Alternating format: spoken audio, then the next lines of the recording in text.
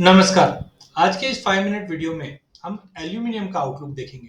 देखिए, पूरे base metal pack की बात करें तो डेफिनेटली अगस्त मंथ काफी अच्छा रहा, जहां पे हम खास करके एल्यूमीनियम और जिंक की बात करें तो वहां पे हमने लगभग 6 से 7% की बड़ी तेजी देखी। कॉपर में भी तेजी थी बट 820 के ऊपर सस्टेन नहीं किया। लेड में भी हमने देखा गिरावट रहा या मार्केट साइड में रहा, लेकिन जिंक और एल्यूमिनियम ये दो ऐसी कमोडिटी रही है जिसमें हमने बेहतरीन रिटर्न्स या जंप आते हुए देखा है। In fact at one point of time हमने देखा प्राइजेस 232-33 तक चले गया था। नो डाउट आज हम देख रहे हैं प्राइजेस में दबाव है करीबन आधे परसेंट की, लेकिन पिछले एक महीने में आज भी अगर हम देखते हैं तो लगभग 5% की तेजी बाकी है। तो आइए समझते हैं ऐसे क्या फैक्टर्स थे जिसके चलते हमने ये तेजी देखी। तो देखिए, एल्यूमिनियम के प्राइजेस में लगभग मंथ ऑन मंथ या अगस्त मंथ की बात करें तो करीबन 5.5 से 6% की तेजी आई, जो इस वक्त मार्केट 221 के करीब ट्रेड कर रहा है। इस कारणवश था कि प्रोडक्शन हॉल्ट हुआ था अगस्त मंथ में सियाचिन में, जिसकी वजह से 1 मिलियन मैट्रिक टन के आउटपुट में कमी आई थी।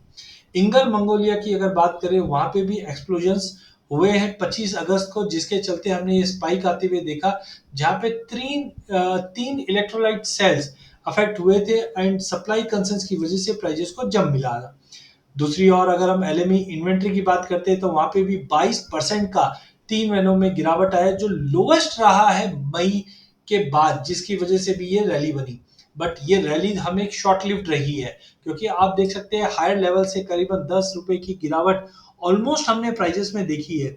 इसके भी कारण है कि हमने संघाई के अंदर स्टॉक 36% से बढ़ते हुए देखा, क्योंकि चाइना डिस्पाइट ग्लोबल इन्वेंट्री की टाइटनेस है बट डिमांड कहीं ना कहीं इंपैक्ट कर रहा है, सप्लाई अच्छी है, जिसकी वजह से अपर साइड हमने कैप बनते हुए देखा। वहीं दूसरी ओर चाइना के प्रोडक्शन की बात करें तो इम्प्रूव्ड रेनफॉल की वजह से हाइड्रो इलेक्ट्रिसिटी पावर युआन में जो है वो कहीं ना कहीं प्रोडक्शन को सपोर्ट कर रहा है, and that is why price 230 के ऊपर होल्ड बिल्कुल नहीं कर पा रहा है। वहीं दूसरी ओर अगर हम डेटा पॉइंट की अगर बात करें तो पीएमआई में कॉन्ट्रैक्शन, फैक्ट्री डेटा में भी कॉन्ट्रैक्शन, मैन्युफैक्चरिंग एक्टिविटी में भी कॉन्ट्रैक्शन कंटिन्यू रहा है। चाइना में आउटपुट 5% से इंप्रूव हो रहा है, लेकिन एक तरफ आप देखिए डिमांड बिल्कुल नहीं मिल पा रही है, और खास करके जो इंडस्ट्री की ग्रोथ जो देखी जा रही है वो बिल्कुल पिकअप नहीं कर रही, जिसकी वजह से प्राइजेस हायर लेवल पे बिल्कुल सस्टेन नहीं कर पा रहे हैं। वहीं दूसरी ओर जापान से बात करें तो जापान के भी जो पोर्ट पे स्टॉक है वहां पे भी हम देख रहे हैं कि थोड़ी बहुत दबाव है, क्योंकि रीजनल सप्लाई जो है वहां पे टाइटनिंग हुई थी, जिसकी वजह से तेजी बनी थी। बट अब डिमांड कंसर्न काफी बना हुआ है। ग्लोबल सरप्लस जून 2024 में अगर हम देखते हैं तो वो करीबन 97 टू 100 टन के आसपास का है, जो अगेन प्राइजेस पे दबाव डाला। तो कुल मिला के प्राइजेस का दबाव था। वहीं अगर सीजनैलिटी की बात करते हैं तो वैसे देखा जाए 5 साल के एवरेज में तो अगस्त के बाद सितंबर अक्टूबर सीजनैलिटी पॉजिटिव है, बट पिछले साल हमने देखा था कि सितंबर तक तेजी बना था और सितंबर के बाद मार्केट में गिरावट बनकर रिकवरी आई थी।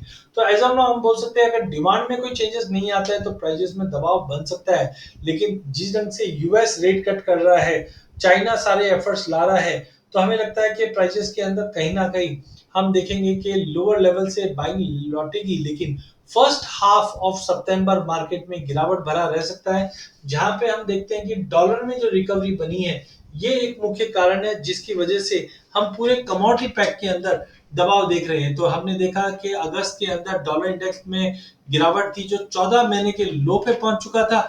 अब कहीं ना कहीं डॉलर रिकवर करता हुआ दिखाई दे रहा है, टेक्निकल पुल करता हुआ दिखाई दे रहा है, जिसके चलते पूरे कमोडिटी पैक के अंदर सितंबर स्टार्ट होते ही हमने गिरावट बनते हुए देखी।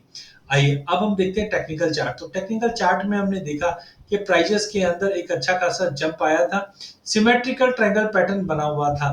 प्राइजेस में गेन आने के बाद एक अच्छा खासा फॉल देखने के लिए मिल रहा है, जो हमें लगता है 200 मूविंग एवरेज का सपोर्ट तो 221 का है, बट हो सकता है प्राइजेस अगर 200 मूविंग एवरेज का लेवल ब्रीच करे तो हम 216 तक का लेवल भी देख पाएंगे। तो कुल मिला के टेक्निकली मार्केट थोड़ा सा पुल बैक दिखा रहा है, जो 216 तक का लेवल टेम्पररी दिखा देगा, लेकिन सीजनलिटी को देखते हुए लगता है कि प्राइसेस एक बार 215-16 का सपोर्ट लेता है, वहां से फिर से रिकवरी बन जाएगी, क्योंकि प्रोडक्शन को लेकर चिंता है जनरली हम सेकंड हाफ में या क्वार्टर फोर में देखते हैं, जिसका सपोर्ट प्राइसेस को मिल सकता है। तो टाइमिंग सम अप करते हैं। नेक्स्ट जिस ढंग से हमने देखा चाइना में जो चिंता है, इसकी वजह से प्राइसेस में दबाव है।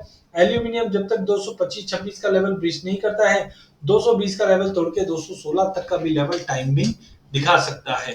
अधिक जानकारी के लिए आप हमारा यूट्यूब चैनल को सब्सक्राइब कीजिए। इस चैनल पर हम आप तक इक्विटी, कमोडिटी, करेंसी की अपडेट लाते रहेंगे। वीडियो पसंद आने पे इसे लाइक और शेयर जरूर कीजिए।